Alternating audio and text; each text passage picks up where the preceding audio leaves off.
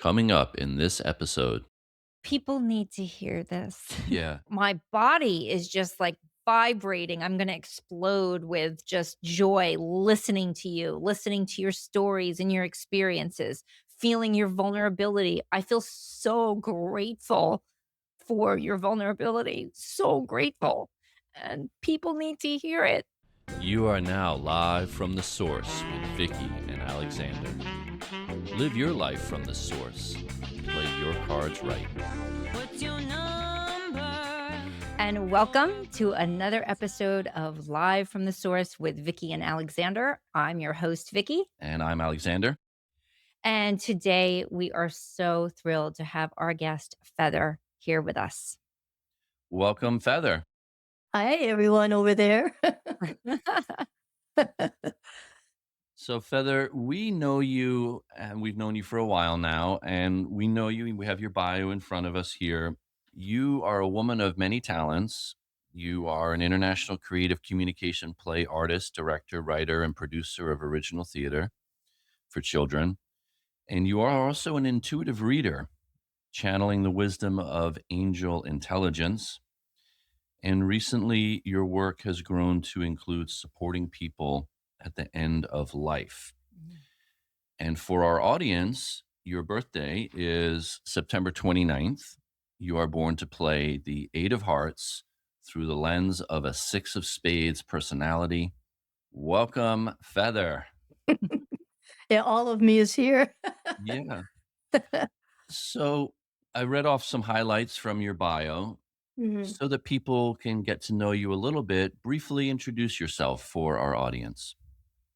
Yeah, it's funny. Before this interview, I had to look up my resume because I kind of forget all the things I've done in my life over time, and all the different things I've put my energy into and my creativity. But I could say, like a long time ago, I always had an attraction to children, in the sense of I knew that I could be with them in a creative way, and I even recently recovered a first play that I ever written when I was 16 years old. So it goes way back then. I'm quite a lot older than that. And so from an early age, like I said, I had something with children in me was always resonating. So by the age of 23, I opened up my first school of drama after school, and it was an after school program to stimulate children in a creative way, so that they could be able to voice their own ideas, their opinions, and be able to feel good about who they are through the expression of theater, through drama. And that was in Toronto, Ontario, and Canada, and I did that for 7, 8 years, and okay, I'm trying to look at my resume here. No, after that, I had my first encounter with community living in Sicily. I went and spent about 10 months there learning how to be in a teaching and learning how to be and find my own spiritual path. And there too, there were children, and there too, they asked me to do theater with the children. Hmm. Um, Going after Sicily, Italy, I went back to Canada, and I opened up a gallery of performance arts on Salt Spring Island, and that was a uh, small space, but had a lot of love and a lot of heart in there. And again, I trained children in the world of drama and theater, and so it just keeps growing. And then by 2000 and by 1999, 2000, I was in Asia, Singapore for 7 years, and then Thailand for another 7 years. And in this 14-year cycle, I was in so many schools and creating so many different programs with children, but also had a lot of support. I had agents that were booking me in various places. Sometimes I would see 200 children a week. And I was always about helping them come to hearing their own voice, and being hearing their own voice, but at the same time, how does that work with everyone else when we're creating something together? Um, yeah, and then when I came back to Canada, so here's the journey. When I came back to Canada 14 years later, I'm now in a very small village, to be honest, and I opened up another drama school or drama club, and I've been running that for about 10 years, and over 15 productions have been done in that Wow. particular setting. So that's the children always keep me going in terms of, keeps my heart activated, and I know it relates to my 8 of Hearts for sure. Yeah. Yeah. Well, and being a people person, Oh, absolutely.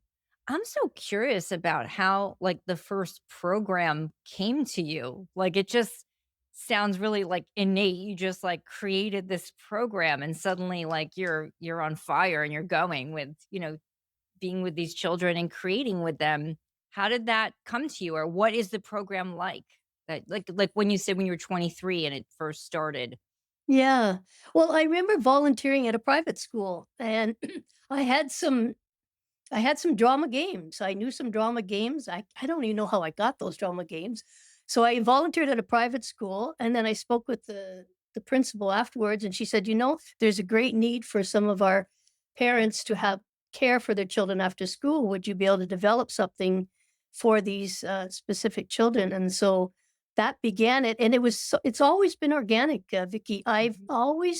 I always like when I create a play with the children, it's their ideas. They choose the character.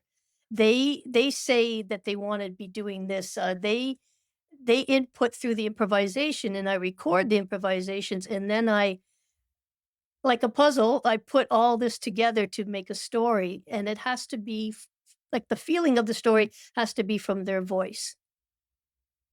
And so there's many tricks to doing that. I could say it like that, there's many tricks because there's ways to bring out uh, the playfulness of children, which is never really that hard. But there's also skills. There's also exercises in the world of theater, and all these combined help the child feel that they can express the character that they want for the play that we're going to do. And it's always like who wants to be the baddies, who wants to be the goodies, and usually it between because I work a lot with children from roughly age 6 to 12 is the main age group, and they sometimes go up to 15. They are already in that zone of being in the visible world, being in their imagination all the time. So for me to just pretty well, uh, tap into that it's always been easy for me. I can say it like that. With your 6 of spades, you can definitely tap into the other realms of consciousness. Yeah, Absolutely. yeah, yeah, and, um, I don't know what to say, I'm saying it, Well, I'll tell yeah. you what I'm really interested in hearing more about, at least right off the bat, is you're doing theater with children, you're doing intuitive angel readings, and you're doing end of life care. How do you see that all because it's all an expression of you. How do you see those 3 things weaving together and being all an expression of you through your 8 of hearts with your 6 of spades? Well, even with a child, they wanna be seen. When they wanna be seen. As somebody who's passing, going on to the next level of their journey, their soul journey, they wanna be seen. And when I'm working with the angel intelligence, they wanna feel that they're seen by, from the invisible world and that they're being cared for and taken care for. And so even working with children, there's a lot of heart, a lot of give, a lot of compassion. Work in the angel world, the readings I give, there's a lot of compassion, a lot of heart. And then now moving into the end of life work, there's always that present as well. There's a full line all the way through the 3 levels, yeah. Mm. So the theme is being seen. Yeah, yeah, It's such a core human quality to wanna be Yeah. seen, to be seen, to receive, to be able to be seen. It's so healing, very healing to be seen, and that's an expression of your 8 of hearts that just to be seen is very healing for people. yeah, and if I put that in the end of life work, a lot of times people at that point in their life, they they're remembering so much of who they were, and maybe a lot of times that wasn't seen. And if I'm just a presence for them, if they are able to communicate something of that, because usually they go back a lot, they go back in the memories. If I'm even just a presence for that to come out, like I'm holding the space for that to come out, then that's that's a work. That's a gift for them, I think too. It's so moving. I mean, I just really feel that so deeply.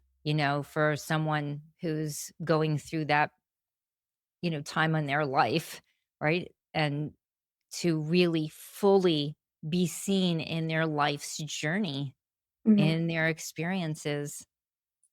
Yeah. That's Yeah. Yeah. that's quite a gift. I remember I'll just share a story with my sister, my oldest sister who passed in 2018. And I just put up my website for the angel work, and I had shared the story of how I came found angels, or how angels fell into my life through a feather, and Oh, is that is literally, that the origin of your name, Feather? yeah, that's a part of Oh. it because, like, I could go to that story too, but yeah, maybe I should. So first of all, when I was still in Asia, and I had gone through a pretty major breakup, and I had a house in Thailand. And you know how it is when major breakups are life changing. Mhm. And at that time, I was studying angels, and I will admit, I admit that's probably not a word to be edited, but I was working with the teachings of Doreen Virtue, and I appreciated her work. And there was a book on the table called "Guidance from Your Angel," Daily Guidance from Your Angel. So I came down the steps to my into my kitchen area, and the book was there, and there was this curled little white feather. And to be honest, I still have that feather. I attach it to a little wooden angel. But anyhow, there was this little curled white feather, and I'm like, you know, like, what is that doing there? There's no windows open. How did it get there? So there was like it was a vibrational kind of, oh my God, what's happening to me? I didn't understand it. I really didn't. I was hearing, but I didn't want to hear. So then I just let it. I kept the feather for sure, and I just started to do research. What's feathers mean when they appear to you? And that's when I connected it more deeply with angels and specific angels. And then the feathers just started coming. And I knew it was to console me for this breakup. So I'd be Mhm. swimming in my little pool, and I'd come up, and there'd be a little feather on my nail, or there'd be some along the edge of the pool, or they were like delivered at my doorstep, not just little ones. I'm like, what's going on here? So then I thought, okay, I think I should go train with Doreen Virtue. So I went to Australia for a weekend course, and from there, I knew I had a gift because you do some certain you do trainings with different people, and I just knew that that was the next level that I was going to go into. If I don't even want to call it a level, just another expression of soul. So I'm gonna now go forward to that other story I was gonna say about my sister. So in 2018, she had passed, but prior to that, I think about a year earlier, I was with her and my mother at the house at my mom's house, and I gave her this story that I just shared about the feather and the angel. I just gave it to her to read. We sat at the table because my mother had already heard it, and after it, she just threw it on the table. That's ridiculous, something like that, right? And it really, really, like, was, like, a little bit like a knife, but okay, that's my sister, that's okay, I'm not, it's her world and my world is different, so what? So by the time 2018 came around, when she was, close to dying, about 2 weeks before that, I was with her, and out of the blue, she says, "You give me an angel reading." Like, she's Aries, and she was pretty tough woman, but had a great heart. "You give me an angel reading right now." So, like, there I was giving her an angel reading. And she's like, "Oh, wow, that's beautiful." Like, completely different, she's close to dying. And that night she told her husband, "At my funeral, I want you to have a special friend of ours play live the piano in the Arms of the Angel by Sarah McLachlan." She had decided that that night, after giving the reading, that that was part of her celebration of life. So you Beautiful. see how that connects. That's already there, right? Yeah. That's really beautiful. Wow. So was that when you started doing more end of life care, was from that experience? Yeah, that was the first, I can't say first, but, it was a very deep experience for me with my sister, and I could feel that I was okay with it, like, I didn't cry too much, or if I cried, I cried privately. I didn't, I felt like I was just like a rock, like solid for her, eh, in the space of what she was in. And it amplified later, not too long ago, like maybe 3 or 4 years ago, where I was, in an emergency ward with a friend of who had fell off a roof and cracked his neck, and we were him me and his cousin were in the emergency room, and I was literally had my hand on his heart, and the doctor said, "He's not gonna live, like, we have to pull the plug." And meanwhile, I live in a community of people who where we do a lot of sing songs, chants. So this man was kind of I put my phone to his ear. He was still alive. Put my phone to his ear, and they were singing to him Mm. to help him cross, right? And this was maybe, I don't know, it felt like 2 or 3 minutes, maybe 4 minutes, I don't know. And then the doctor said, "I'm sorry, you have to go out. We have to unplug him." So we went behind the curtain, literally, and they unplugged him. And then the song that he liked the most, because he had been visiting our community and learning some of the song he liked the most, they were singing. They didn't know, I couldn't tell them. So I went back. The doctor said, "You can come back in now." I went back, and that song they loved the most was being sung. I put it back to his ear, put my hand on his heart, and just watched the monitor going down to eventually down to 0.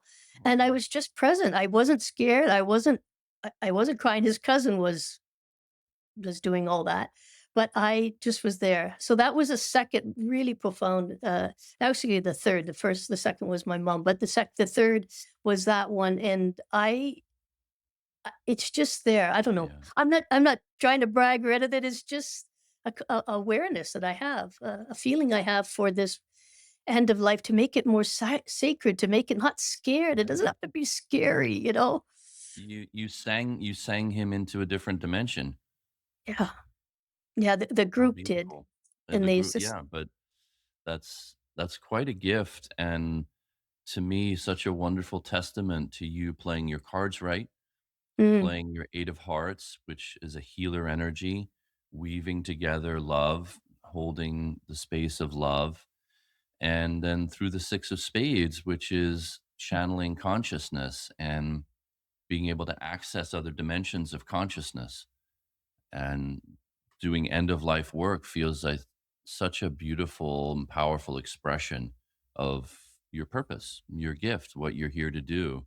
mm, I love that. I love the idea of singing people into passing, and what an amazing, beautiful way to pass on. mm, yeah. And I think too, nine of hearts, I don't know how deep you go with your readers or your viewers, but the nine of spades karma card with my 8 of hearts. That's a whopper too, right? My first, The 7 of spades. 7 of spades. Yeah, 7 of spades. Yes. Sorry. The 7 of spades. But We would call it the soul challenge, but yeah, karma, soul challenge. Yeah, that yeah, 7 of spades, spiritual consciousness as well, stepping into yeah. that. And the 6 and the 9, right? The 9 of spades to the 6 of spades. Yeah. There's a lot of consciousness that you're stepping into in your journey.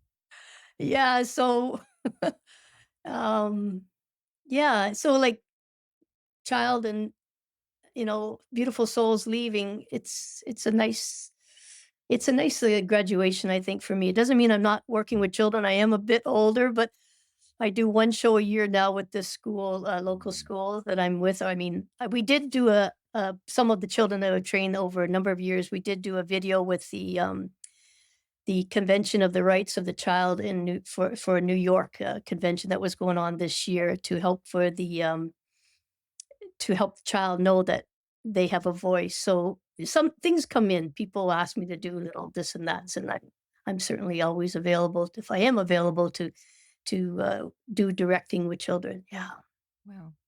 I'm just so blown away at how organic all of this is for you. It's just beautiful to Right. hear you, It to just naturally witness happens. how Yeah. natural you are and how it's all naturally happened for you. And then you trust your guidance system. I mean, a lot of Mhm. times people just don't trust themselves. They're looking outside, and you're just going with it and trusting yourself and flowing so beautifully in playing these energy patterns so exquisitely. Like it really, you are playing your cards really well, prior to knowing about the cards. Is that correct? I mean, like, you don't when did you find out about, the source cards? Yeah, like the source cards, the cards of destiny, they go by a lot of names now. You know Yes. what's funny? I was thinking about that. I know I said with you, I started using them more by 2022 after I did some training, but I actually found them out about them in 2000 and it was it I wrote a note 2000 and it was I was in Thailand 2008. This was around this breakup time I told you about. Right? Okay. I called Robert and, I don't know, he picked up and he ended up telling me some things and he hooked me with somebody else to give me a reading. I don't even remember it, honestly, how I got his books Mhm. there. So that was a long time ago. So I was always kinda using them, like, Mhm. to understand myself, right? Know thyself, and but as time moved on, and even in the last 3 or 4 years, they're much more integral work in much more integrated into my, angel readings because they create well, as you know, they help create a timeline. There's timelines in it. Uh there's a sense of grounding when you use the cards for me in my work. Yeah. I can have the visuals and all this like sort of big story or invisible story, and then I say, but you're in your Mars period now, and maybe you might want to watch this because this card is influencing you now. I never do like full on predictions. I'm not into Right. that. It's more like just support. But going back Yes. to the Eight of our Hearts, like even when I was a lot younger, I used to always find hearts, like Mm. heart shapes, or like digging in the ground and find. I still remember that digging in the ground, finding a little heart, plastic heart, or the shapes in the clouds, the puddles. That people would send me hearts all the time. So it was like even back so far back, And then when I found out I was an Eight of Hearts, I'm like, oh yeah, that makes sense. Right, right. You Wow. know, you get it early. Seeing the signs. Yeah, those are Yeah, the signs, yeah. yeah. Yeah, well, those were the signs. So I'd actually like to ask you about some things from Alexander's book.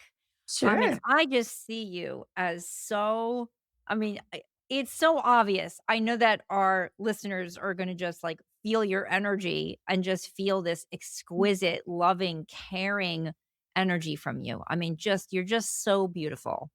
Mm, And I'm also really interested about diving in as we are deeply to these energy patterns. Like, what is it like to play the Eight of Hearts with a Six of Spades personality, right? So, I'm in Alexander's book, Play Your Cards, right? A Sacred Guide to Life on Earth, and I'm on the page of the Eight of Hearts, and there's what's called the example expressions.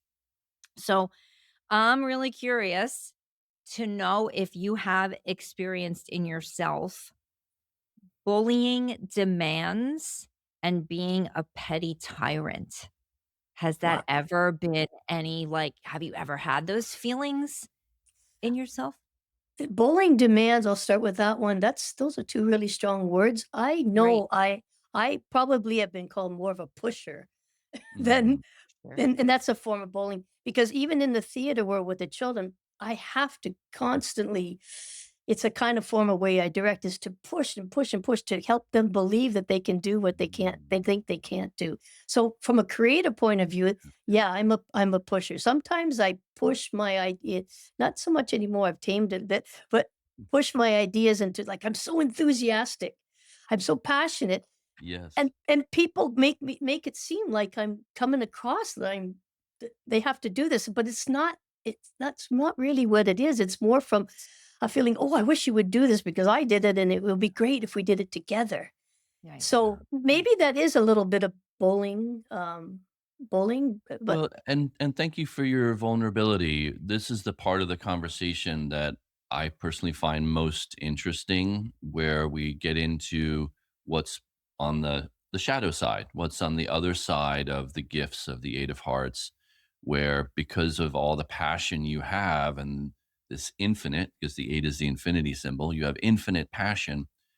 That passion could come across to other people as being pushy or bullying them or forcing them, and so, what I'm hearing you say is that you can use that force for good as well in directing children and pushing them to step into their abilities. And then at the same time, other people may perceive it a certain way because it's a forceful energy, that Eight of Hearts. Yeah, it is a forceful energy, and, sometimes when I'm gardening in community, like, I just see it a certain way, and I will sometimes bully myself through it because it's so Oh, obvious to me that, and if people don't see it like that, I still just do it because I see I see it.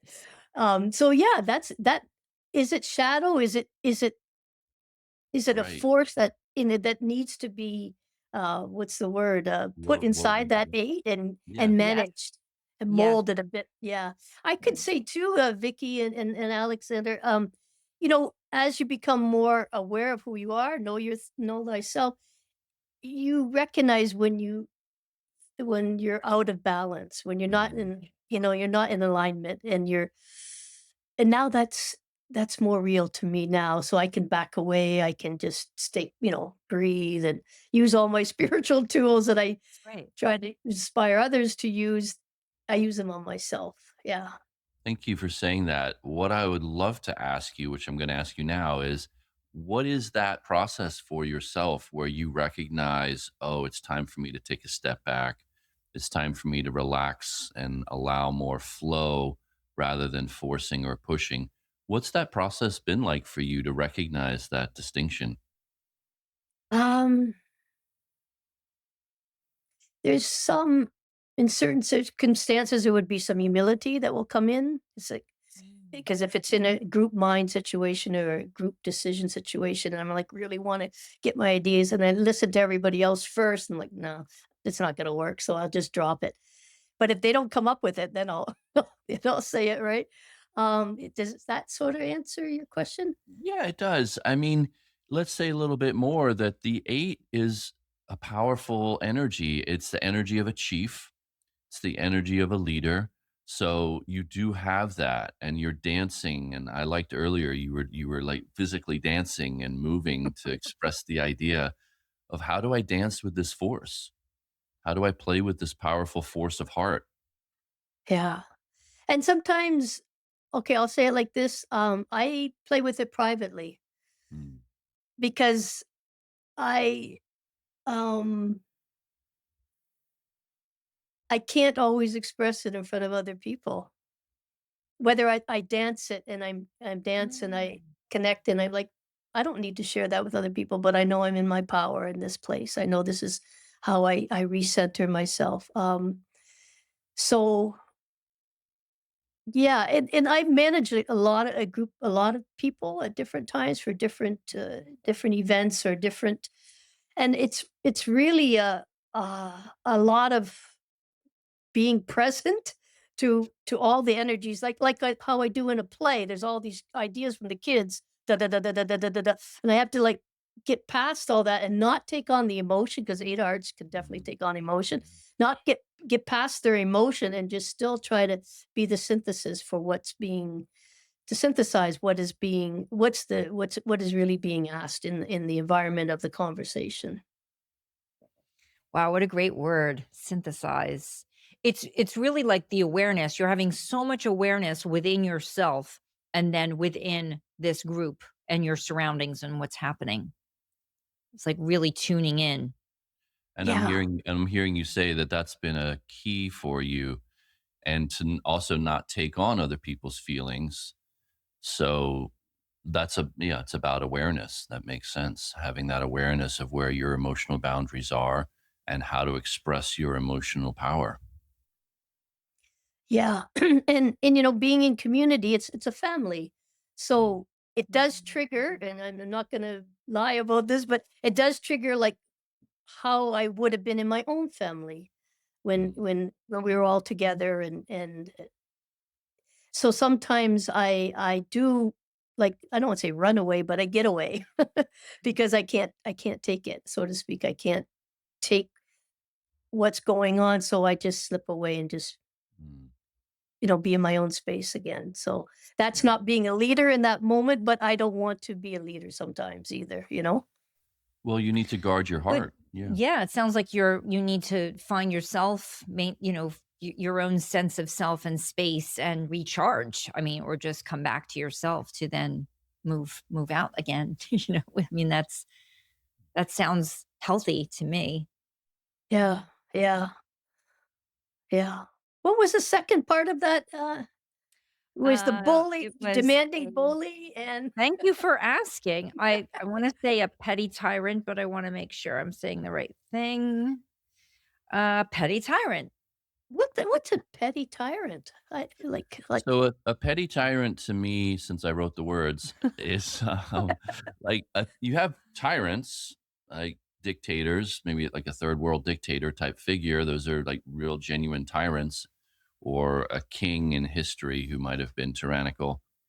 A petty tyrant is somebody who doesn't actually have that kind of power or authority, but tries to have it or tries to exercise it wherever they can in their own small domain, like maybe within their household or within their family. They act in a tyrannical way or a ruthless way, like it's my way or the highway.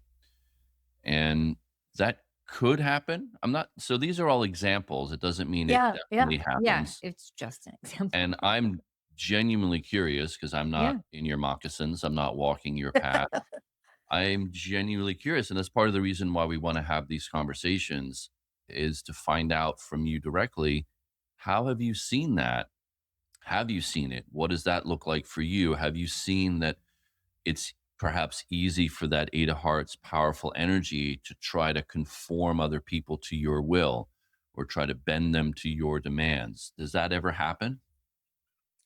I will go back to the work with the children. I would say it's also the gift of it is the attention to detail. Mm, Because when I know how the set should look, or I know that the person this child should walk in here, this their arm should be here, they should be facing the audience.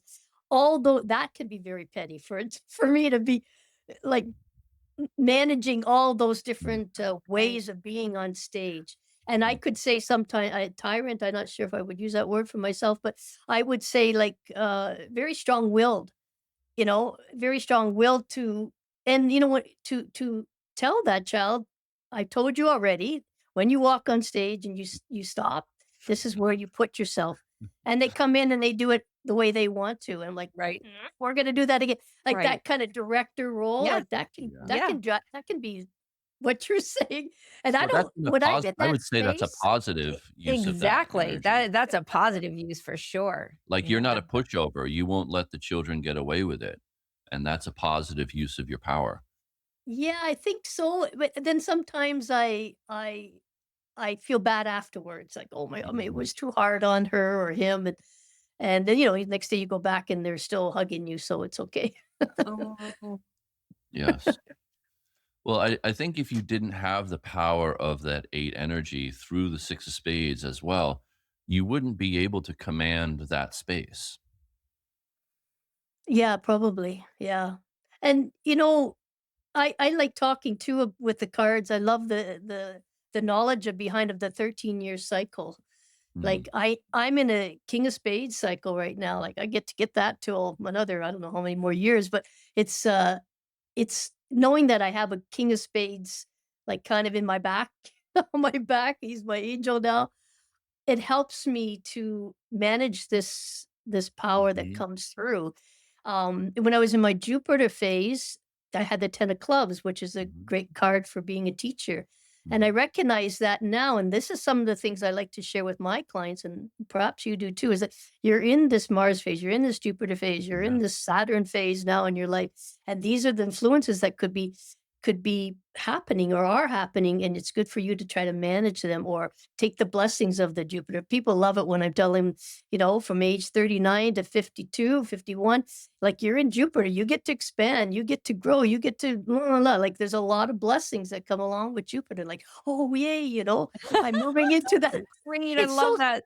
it's so simple, but Fantastic. it's It it's is. so simple, but it's It such is. a great foundation of this work too. Yes. Have you noticed that you really noticed a difference in the 13-year cycles in your life? When I look back at them now, yes, I do. Now having this knowledge, oh, for sure. Mm. Yeah. Mhm. Yeah. Yeah. Just to clarify for our listeners, so As we've said, we have a life path of cards based on our date of birth. There are 13 plus cards in what's called our life path. Each card shows a different aspect of our human being. And then, as well as that, we have cycles, 13-year cycles of a card that is an energy pattern. So during those 13 years, you'll be going through things reflected of that particular, cycle, like what the card represents in that cycle. As Feather was just talking, like for example, the Jupiter cycle is about expansion and abundance. So for those 13 years, Mhm. that card and that energetic pattern represents expansion and abundance. And Yeah. you can utilize that energy to have a really wonderful 13 years of expansion and To abundance, be you conscious of know? what it looks like. Exactly. And to know, also the low side of that energy as well, like the low side of things that can happen during those 13 years as well. Yeah. Yeah. And most of that time I was in Asia. So I really almost pretty well all of it. Yeah, and I did still have to go through a major breakup Mm. but I Yeah. received a lot of money from it, so it was Jupiter. Right, right. Oh, that's great. What a great example. And Yeah. since you brought it up, let's talk more about these 13-year cycles because I'm curious to know, were there milestones at each point? Like when 39, 52, and then 65, were there definite milestones that distinguish the transition point? Um, I would say, okay, if I do Mars, let me see Mars. That's before it's 26 to 39.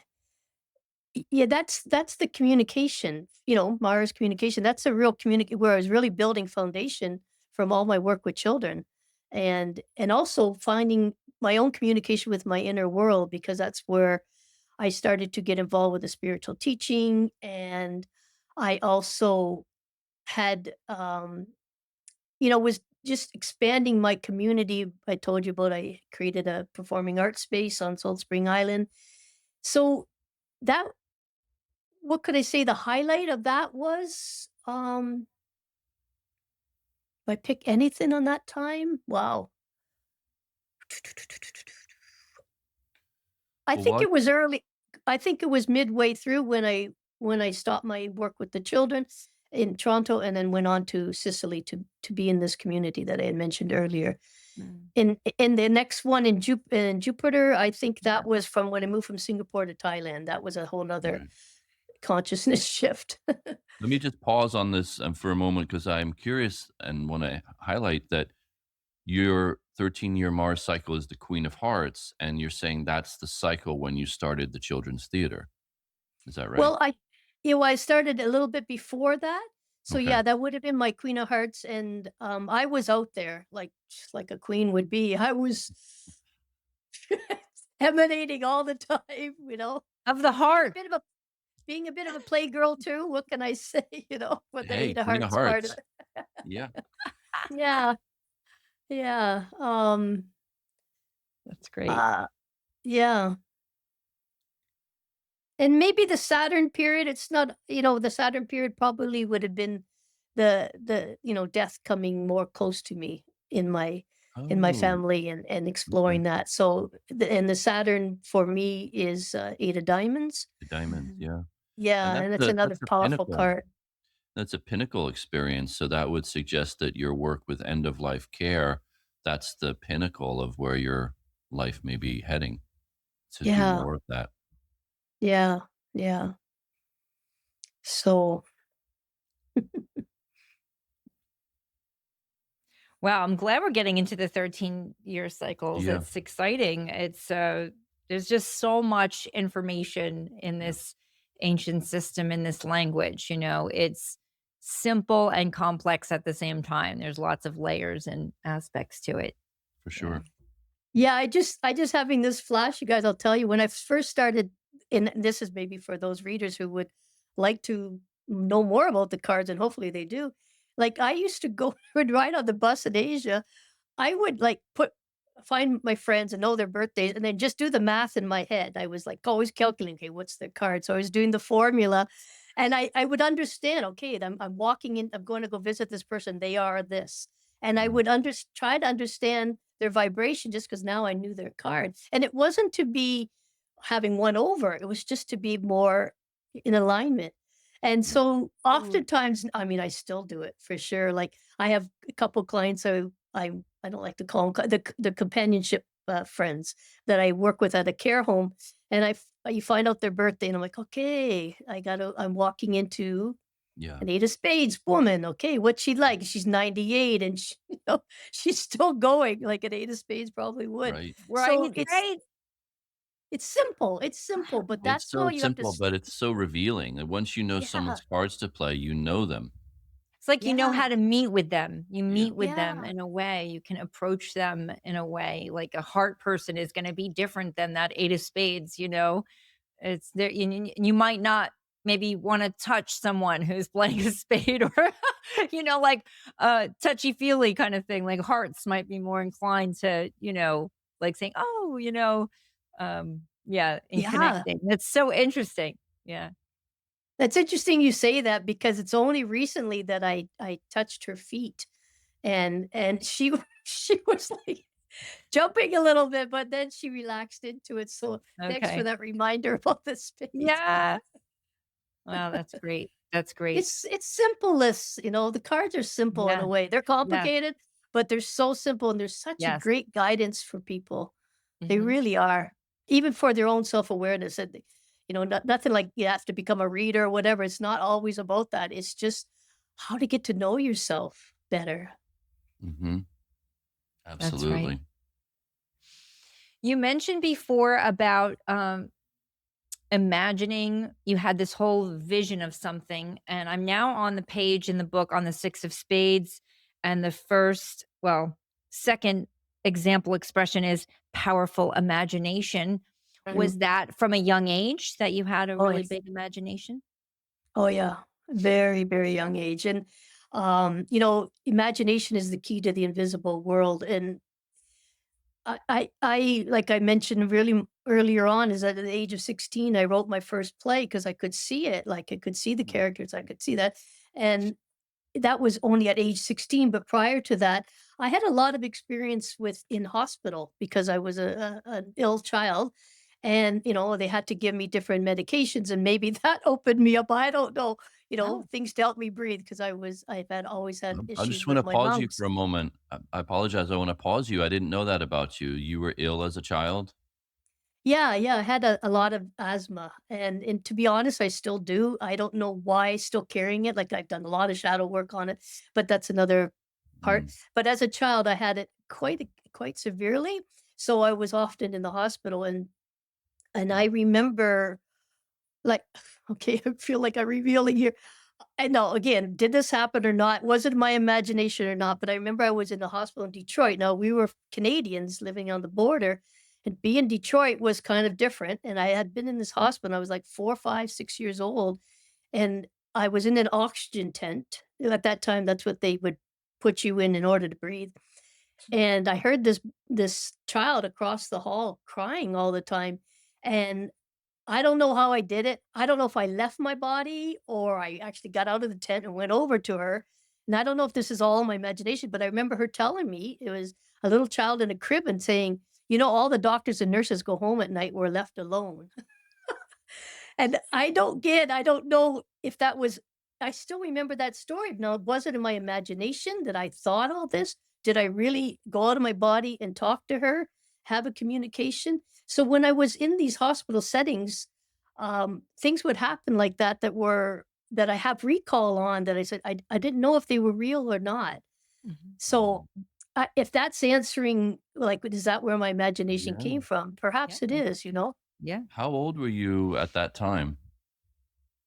The asthma would have started around the age of 4, and I even up to age 12, I was getting a lot of, injections of different, like, plant things to see if I was allergic, Mm. and my mom wrote all those down, and I still have that book, and like how many cc's of this plantain serum, all these things to help me not be allergic to things. And the irony is, like back then when I was a child, I could not go when the grass was cut. They had to close all the windows. I couldn't go outside very much and play. And now I live to be in the forest. I have a forest. I'm making a labyrinth behind my forest. I love gardening. It's so all that is like in the past, so to speak. But all that has helped, I suppose, in some ways shape me. Because when you're asthmatic and you're a lot of times you're by yourself, you're in your own world, like Yeah. of imagination. Yeah. And the asthma stopped, you said around age 12? I think it was controlled, Yeah. not so much stopped. It had controlled drugs at that time to manage it better. Yeah. Mm. But I I've had pointed it all out I've had it all my life. I still okay. do. I pointed Mm. out Yeah. because that's the 13-year cycle, 0 to 13, and it's interesting that by age 13, there was a way Mm. that had been found to help manage your asthma. Yeah. Yeah, thank you for sharing that. Yeah. I never thought of that. Yeah. Yeah. So, And maybe what too is go no, sorry. Go ahead. I was gonna say, and then it sounds like what you're saying to when Vicky asked you about your powerful imagination, that interestingly, that time alone also helped you tap into your own powerful imagination. Yeah. I think it did. I think it did because it was like when you're a child, you're often, you are in your own world to a certain degree, but I had to be in there a lot because, when you're in a hospital for 4 or 5 days and your In your mom, own bubble, that in a bubble, literally. literally in your own bubble. Yeah. And your parents visit you, whenever, once a day, Oh, all that that's other so sad. time. Yeah, Yeah. Yeah. that's very sad. But Mm. so you had your imagination as your kind of your outlet, your place to Yeah. go. Yeah. Yeah. Yeah. Still go there. Yeah, the 6 of spades, a powerful imagination. Also, a lot of times people with either the birth card of the 6 of spades or a personality card of the 6 of spades, they'll have lucid dreams. Is that true for you? Do you have lucid dreams? I'm I'm I'm not a big lucid dreamer. I when it happens, it's exciting and I love it, but it's not something that I'm good at, if I could say it like that. It doesn't happen Okay. a lot. Okay. Mm. I'm curious. Yeah. I'm curious the difference between someone playing the 6 of spades as the birth card Yeah, versus the maybe it's personality more card. I would say that the birth card, that's probably a really stronger. strong for people I have a playing. friend who's born to play the 6 of spades, and he wrote a book on lucid dreaming. Oh, So, wow. yeah. Maybe the best is yet to come. Maybe it's gonna happen soon. Yeah, yeah. Do you Wow. Yeah. find that you get psychic downloads as well? Yeah. Yeah. Yeah. You know, I feel like this is a real big share again, but I have a tremendous amount of journals from when I was in my 20s, like all the way. I'm actually reading 1986 right now, and so I have these journals, and I have bins. I call them bins, and they're full of different things, writings and journals. And I was going through one. I'm like, I have a whole thing on letters and all these letters I wrote to people. I was always a writer. I was always a writer, and I saw these things called the writings. I'm like, "What? What's that? I don't remember that." So I like 1990, 1989, I open them up and I'm reading it like it's something being channeled to me, and I had no idea at the time that that was something that people do now. I mean, what was age was I, like, in that Mars period? But I just would type it was typing. I would type these out, and I had saved them. I didn't even remember I saved them. So to read them, there's wisdom in them. Sometimes it's very particular to what I'm going through in that emotional space or who I was with or whatever. But there's a lot of wisdom in them. I'm like, I haven't read a lot of them, but there's a stack of them. So Yeah. yeah, so maybe that is a psychic download at that Yeah. time, which I was Channeling. very innocent about. I didn't know, and Mhm. it's very could be very but I'm okay to say it now because that's part of who I am and how I become more of who I am. Yes. It sounds once again organic. that you're playing your cards right. Yeah. Mm, Naturally, it's just coming through you. mhm. And, you mentioned the word, or you brought up the idea of the woo-woo. With that 6 of spades personality, you definitely can be in the quote unquote "woo-woo."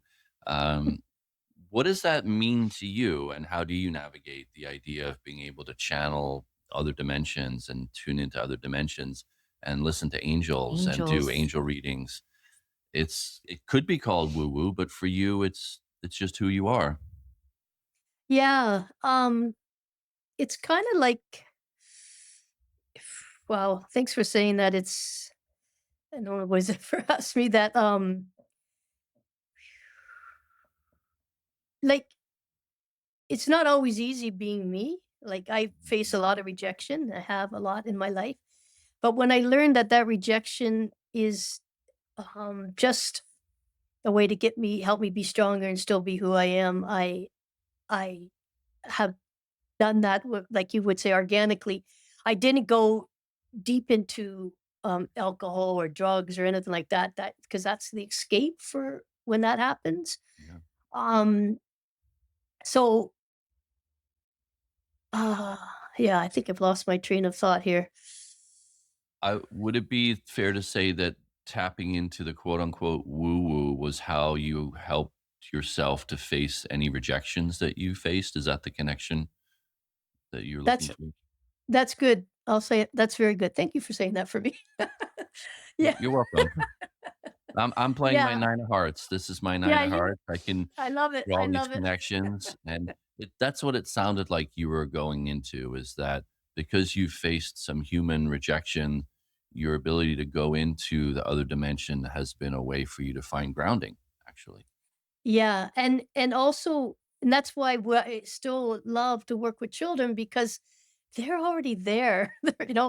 The Yeah. things we talk about, I don't even know if their parents know we talk about these kind of things Mhm. because they're already there, and they totally accept that I'm able to put all these things together for them. So, um, yeah, and because I also have a playful side, I'm able to ground that around people when I can feel, okay, I also know now, okay, I can only say this much to this person or this much to this person. And even in my own family, and I was saying that to my sister recently, is like, my family doesn't even really know me Yeah. because they don't know this side of me very much.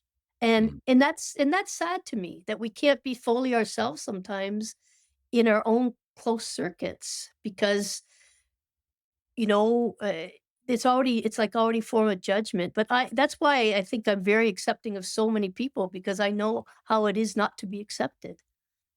If that makes sense. It does, it does. Do you feel comfortable to say a little bit more about how you've experienced rejection in your life? Um, What does that look like for you? And I'm curious because playing the 8 of hearts as you are, that's the energy of someone who would gather a tribe. It's interesting to me that you live in community because 8 of hearts, you're a community builder. So I'm a little surprised to hear about the rejection aspect of your journey, but I'm curious how that's played into your story and how you've experienced that. um, I think it's because sometimes okay, here's a recent story that happened last week. And this story I'm gonna share, I don't know who I can always share it, I can't share don't feel like I can share with everybody because Mhm. they might go, "Yeah, right." Because I feel it was an intervention. And it's a simple story. I'm at Canadian Tire. I don't have I got 2 items. I forgot my wallet in my van. I tell the customer, associate, "I gotta go get my wallet in my van. I'll be right back." I put the items on the counter. I come back, she's got a big smile on her face, and I go open my wallet, she said, "Somebody already paid for you." Hmm. The man that was just here, he said, "I need to do a good thing today. I wanna pay for this woman's items." And for me, that was an angel intervention. It's something I needed. It was such a I was something I needed, but not only for that day, for many months before. I just needed that kind of input from the invisible world, somebody inspiring this stranger of a man to buy my items for me. to take that edge off of me, because maybe he saw me stressed. I don't know. I don't know what moved him. And I asked the associate, like, "Is he local? Can I go and say, do you see him all Right, the time?" She says, right. "I don't think he's local. He was on the phone, talking business, coming through this town." And I said, "Wow." And I just walked out of that store like, I had a tear in my eye, I was touching my heart thinking, "My God, that's beautiful." It's simple. Am I exploding it saying, "Oh, that's an angel?" But in my world, it is. Now, but Sure. how many people can I say that to that would receive it that way? So I don't always share it. Here I am sharing it with you guys, but because you could receive it. Yeah, But maybe that is a good example of feeling rejected, to be not be able to be my fully self with people because, Mhm. I oh see. yeah, yeah, that's feather. You know what I mean? I see. I see what you Yeah. mean, and that makes sense. Again, the 8 of Hearts, so much heartfelt energy that can be too big for other people sometimes, Yeah. So, and that could feel sad. I get it, you know? yeah. People need to hear this. Yeah, that's true. That's all I keep feeling from you. Like, I'm just like, my body is just like vibrating. I'm going to explode with just joy listening to you, listening to your stories and your experiences, feeling your vulnerability. I feel so grateful for your vulnerability. So grateful. And people need to hear it. So, And the right people, and and the right people that's the will j hear it, that's the right. people who are That's the not journey. gonna even hear this interview probably, like, they're just This the I relate. alignment. I relate, Feather. I'm playing the 9 of Hearts, as you know, and only and I had similar experiences of rejection. I've had to learn that the right people will be the ones that will hear. And my family doesn't know what I do with cards, and they're not particularly interested. But people are interested, and there are Yeah. plenty of people who are interested, and it will only keep growing. More and more people will be interested in knowing their cards to play, and more people are going to be interested in what you share and what you're Mm. offering.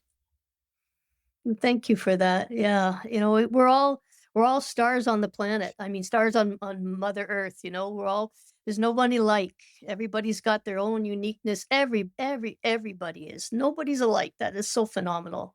We're all grains of sand. You've heard it all. So why can't we pick up that sand and say, "Oh, it's all beautiful," and just, that I might jump to the love and light bit here because that's why when you mentioned you want to put something on a billboard, I'm like, "Whoa, that's big." But it would be love and light because it's just like, let's be that. Let's embody that. So what if, yeah, just let's be that. Love and light. It's simple. It's simple, and that means taking everybody for who they are, wherever they are, whatever level of spiritual development they are in. Like, it's not a competition. Right, right. It's just an acceptance. Mhm. Wow, that person's there. Amazing. And of course, like what you guys do, which is beautiful, is you get that story out of them to help to Yes, help to help bring their cards to light. absolutely. And I want to add on to what you're saying in that, and you said this already earlier, that knowing our cards to play can be the foundation of that acceptance that you're talking about. So we all have different cards to play. We have different ways of expressing ourselves. It transcends the old binary of right and wrong, which I think comes from the biblical monotheistic tradition. It transcends that, and it gives us a playing field where we can accept each other for who we are. Yeah. And you probably experienced this in your all the readings you guys have given. Like, you tell a person their card and they're like, "No, I'm not that card." I'm not a club. I know I'm supposed to be a heart. Like, they get really defensive, and then you like coach them into the understanding of Yeah. what that, I think, "Oh my God, that sounds just like me." Like, they Right, they get Yeah. the right, conversion, right? right, Yeah. A- right. There's the and the resistance. Yeah. the My resistance is there, my and not everybody wants to be a heart. Like, I always admire the diamonds. I'm like, "Oh, I want to be a diamond." Like, so yeah, yeah. my favorite funny story of those encounters is when I've done couples readings, Oh, and I'm like, "Oh, so you're this and you have," like, let's say I was doing a reading for an 8 of Hearts. I'm like, "Oh, on the downside, you could act like a bully and you could be a petty tyrant." person's like, "No, no, no, I never do that." And the spouse is sitting there going, "Oh, yeah. Oh, boy." And it works both ways for either men or women, doesn't matter. It's that resistance and denial where the other intimate partner has seen it all too clearly, and they're nodding along while the other person is trying to resist. It's very funny. Yeah. Yeah, it is funny. Yeah, yeah. And it's a mirror. We can see ourselves clearly. And thank you again today for your vulnerability in sharing your story and Mhm. helping to get your story out there and helping to spread the word about the real meaning of these cards, which I think are going to be a toolkit that help us all evolve in our humanity. Yeah, I do too. They're, they're for me, they're always research. I'm always Mm, on the research with them. Sometimes I'll just say to somebody, like, "When did what day did your person pass?" Like, the date, Mhm. and then I Right. get the date, I get their birthday, I'll go to, the charts, and I'm like, "Oh, okay. I can yeah. see how that would possibly be." Not that it's the same for everybody. Not that you Right. look at your cards and Right. go, "Oh, that's gonna happen to me or my friend." Right. It's not about that. It's the research.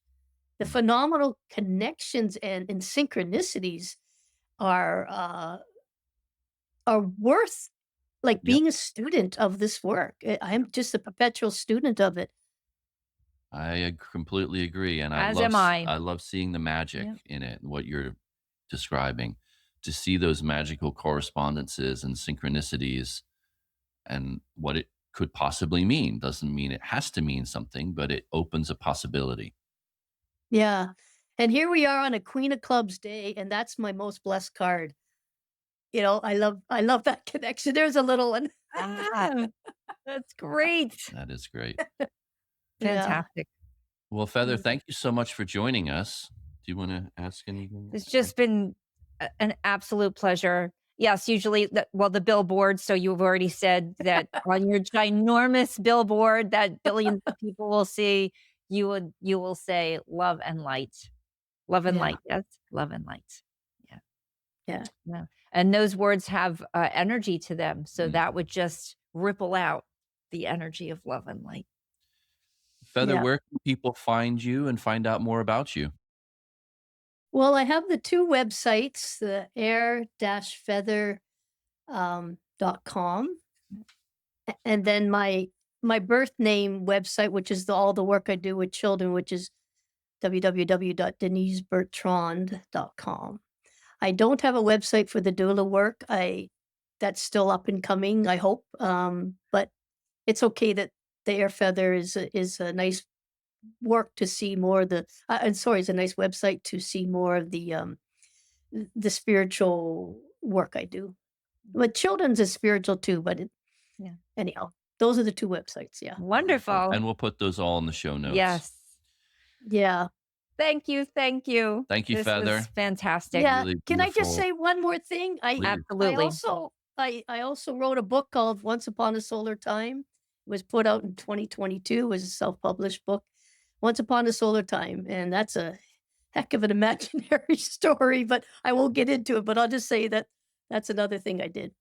And where Wonderful. do people find that?